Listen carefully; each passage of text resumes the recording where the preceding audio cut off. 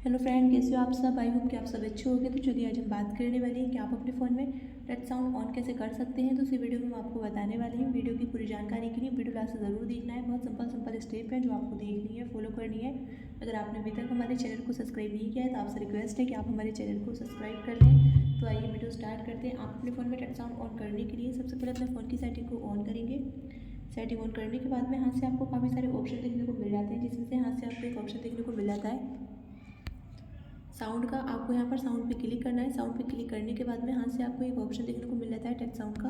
आपको यहाँ touch sound पे क्लिक करना है। टच साउंड पे क्लिक करने के बाद में आपके फ़ोन में टच साउंड ऑन हो चुका है। तो बहुत ही सिंपल है, इसी के अकॉर्डिंग आप अपने फ़ोन में टच साउंड ऑन कर सकते हैं। आई होप कि आपको वीडियो अच्छी लगे। वीडियो अच्छी लगे तो वीडियो को लाइक करें, शेयर करें। चैनल पर नए हो तो चैनल को सब्सक्राइब करें।